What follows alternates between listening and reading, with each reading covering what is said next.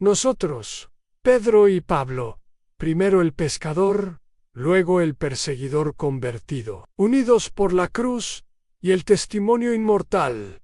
Pedro nací como Simón en Betsaida, junto al mar de Galilea. En mi vida desde niño estuvo enlazada a vergeles de salitre, anzuelos y redes pesadas. Era buen pescador, pero sencillo y de palabra impulsiva. Aun cuando Jesús me llamó junto a mi hermano Andrés, algo se quebró dentro de mí.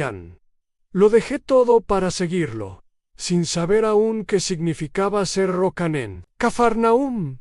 Jesús me dio el nombre de Pedro y me entregó las llaves del reino, revelando una responsabilidad que apenas podía comprender. Fue un camino de luz y de sombra. Negué conocerlo 3 veces esa noche terrible, marcado por el miedo.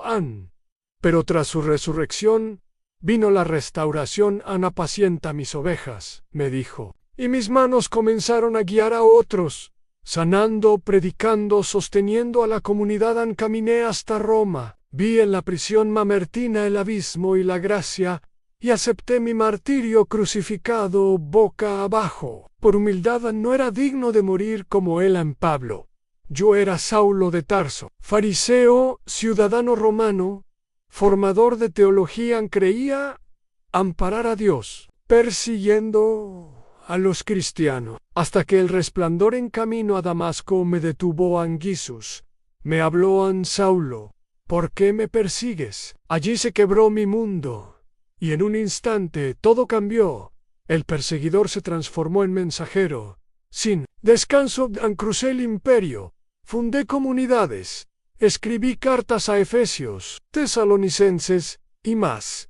Pilar de la teología cristiana. Mi pasión no fue la presencia física, sino sembrar la palabra en el corazón de los gentiles.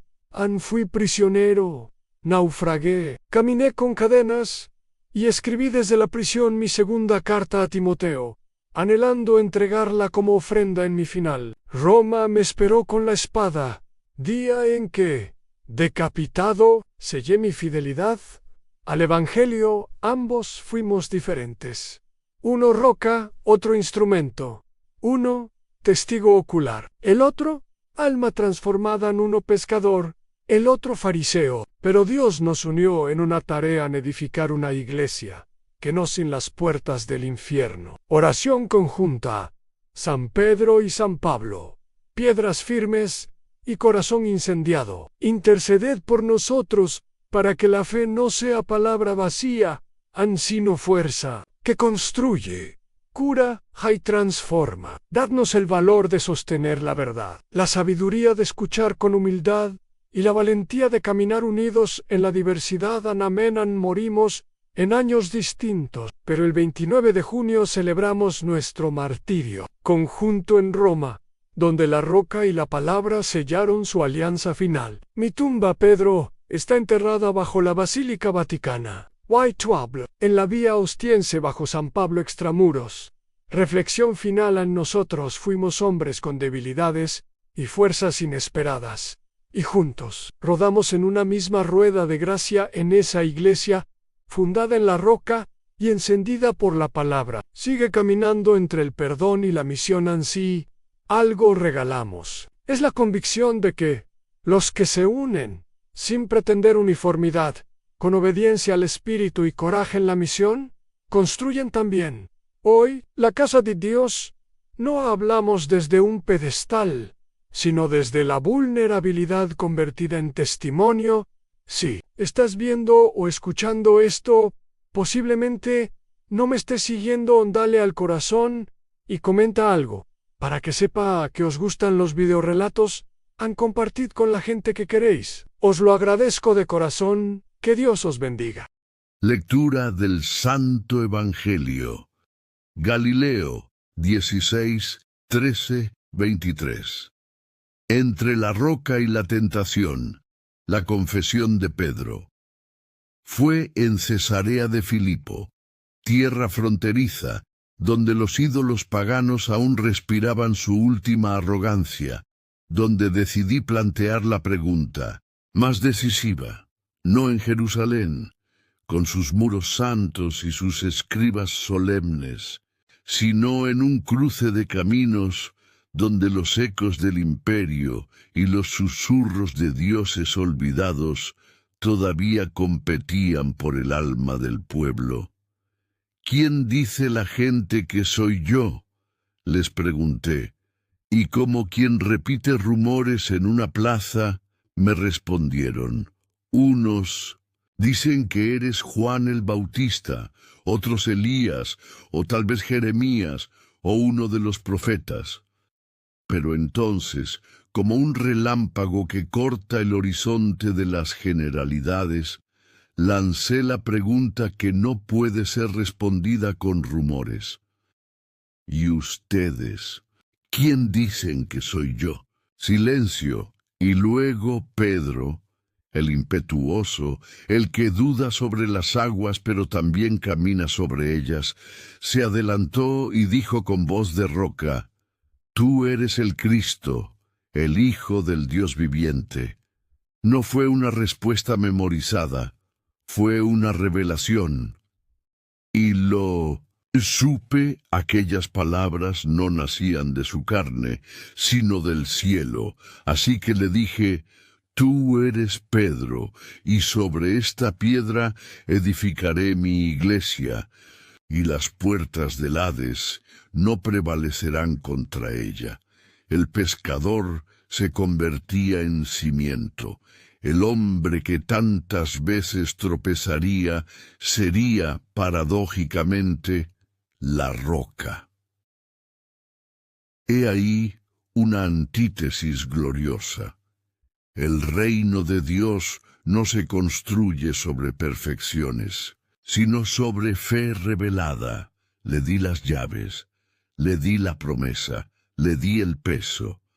Pero como suele ocurrir entre el monte de la revelación y el valle de la confusión, hay solo unos pasos.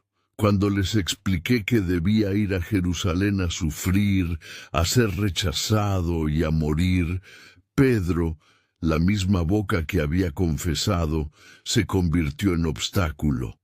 Dios no lo quiera, Señor. Eso no te puede pasar.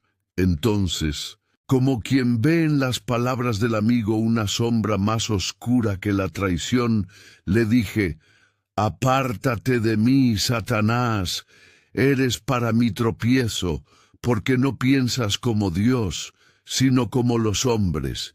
Y ahí, en una misma escena, Pedro fue roca y tentación, columna y piedra de tropiezo, un discípulo bendecido por Dios y usado, sin quererlo, por el diablo.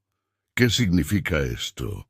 Que conocerme verdaderamente no es sólo una cuestión de palabras, sino de discernimiento. Que la confesión de fe más sublime puede convivir con la tentación más sutil. Pedro creyó que me protegía, pero no entendía que mi camino pasaba por la cruz. Lo que él veía como derrota era la victoria escondida de Dios. Su amor por mí lo llevó a querer evitar el escándalo del sufrimiento, pero su compasión humana, sin el filtro de la voluntad divina, se volvió un obstáculo. ¿Qué pueden aprender?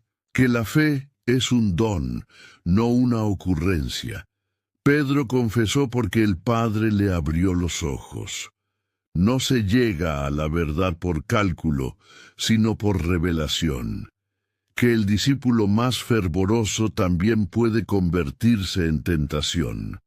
La fidelidad no es un estado permanente, sino una batalla continua. Son vigilantes, no presuman de su rol, incluso la roca puede resquebrajarse. Que el camino de Dios no es el camino cómodo. La cruz no es un accidente en la historia de la salvación, es su centro. Pretender seguirme evitando la cruz es como querer el fuego sin el sacrificio, la gloria sin el Gólgota. Recuerda, no basta con decir Señor, Señor, ni siquiera con hacer milagros en mi nombre. La verdadera roca es aquella que escucha mi palabra y la pone en práctica, incluso cuando esa palabra duele, incluso cuando conduce al Calvario. ¿Y tú? ¿Estás dispuesto a confesarme como el Hijo del Dios viviente y a seguirme por el camino de la cruz? Si estás viendo o escuchando esto, posiblemente no me estés siguiendo. Dale al corazón y comenta algo, para que sepa que os gustan los videorelatos. Compartid con la gente que queréis. Os lo agradezco de corazón. Que Dios os bendiga.